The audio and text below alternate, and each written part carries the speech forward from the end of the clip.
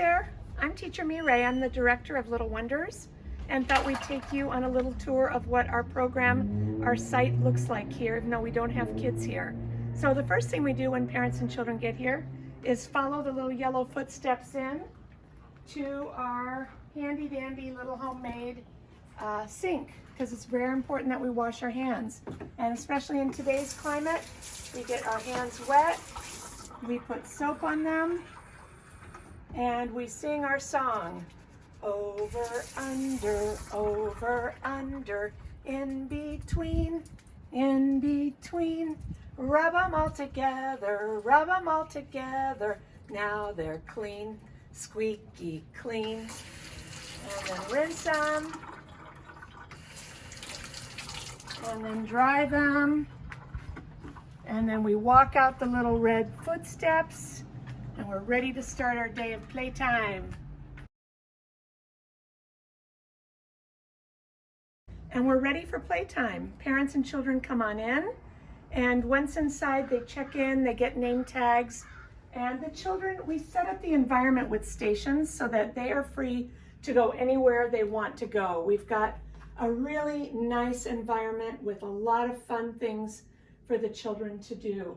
If parents are on a station, meaning that they're working with the kids on that given day, they get an apron, and the apron tells them exactly what's going on at their area. So say that today I'm the art parent. I'm gonna grab this apron, and I'm gonna put it on.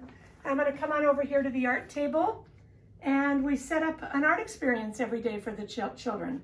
And this means we've got different materials, we've got different types of utensils and things out for them. They paint on corrugated surface, they paint on boxes, they paint birdhouses, they paint a variety of different things, and with a variety of different things. So it really becomes about their experience here and not about the product. So the process is what's super important when we do art here.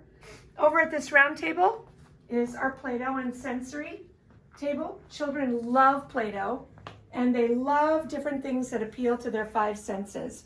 So we do a lot of different things. We will do cooked pasta, we will do gack, we will do Play-Doh, we'll do beans, we'll do rice, we'll do a variety of things that they can really just play with, and it really encourages their language development and also encourages their social skills and their sharing.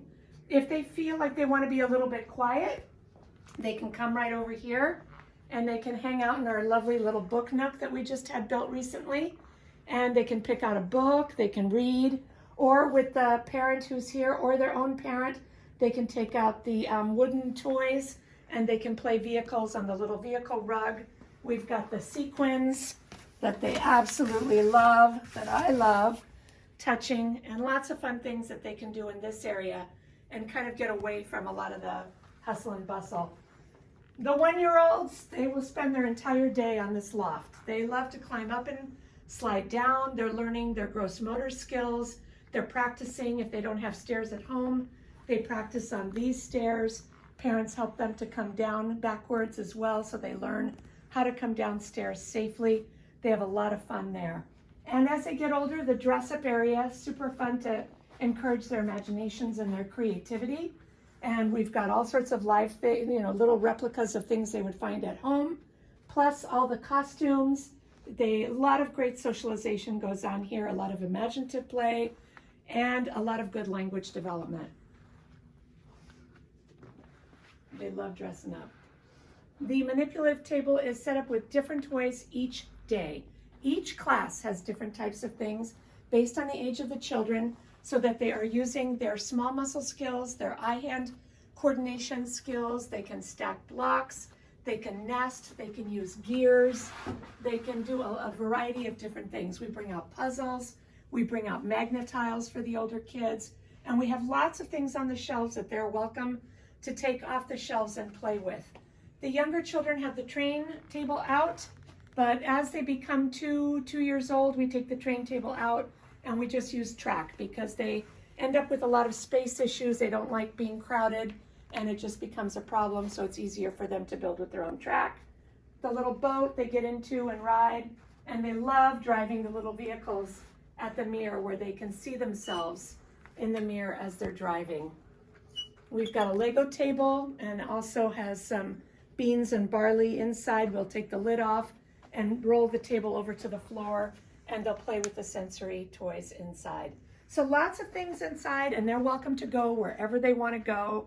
Once we're inside, and we are inside and outside the entire time. We only close the door at circle time and at meal time. Of course, children love to be outside, and we have a great outdoor area with a spongy surface that parents really do like because it just is a added safety issue, protection here. We've got lots of fun things outside. So out here, we call this our castle climber, and the kids can climb up the stairs and slide down. The older children can use the side where it's a climbing wall right here and climb up the climbing wall. And this is great for children to develop their large muscle skills. We do tell parents to stay an arm's length away, to not pick them up and put them there, to allow them a little frustration, which helps them kind of work through learning how to do things, and eventually they get it and they can get up there. The house is super fun because they like going in and out. They like closing doors. They love playing peekaboo in the window. Peekaboo! And they have fun there. And we've got a sand water table that, depending on the weather, today would be a perfect day for water play. And otherwise it's a sand table. And they get to use measuring cups and funnels and all sorts of things, scoops and scoop water and sand, and they have a good time at that. The wheel toy area is right around in here, where we bring out different toys that they can drive. So we've got the fire trucks, we've got tricycles for the older kids, radio flyers for the youngers, we've got the lawn mowers for kids, because once they stand and walk, they love to push. So we've got those. We've got shopping carts that are easier to push for the slightly younger kids, and even bigger bikes. So a variety of bikes and things that they can push and pull. The little tree house is fun, especially for the younger children, so they can climb in and out and play indoors. Over here is our bouncer ball section. Bouncing is incredibly important for the proprioceptive sense. That is a sense that allows us to take steps off curbs, to walk downstairs adequately. Children aren't born with that. They have to develop it. Jumping helps them to develop that. So jumping on our bouncer, I'm too big, but jumping on the bouncer really helps with that. Also helps with their core strength, as do the roadies. They love to try to get a hold of the roadies and jump on these, and this really helps develop their core strength to help them get stronger and play in basketball. The older children have the big double slide bounce or climber that they can climb on, a couple different slides, and they have a bridge and they can play on that.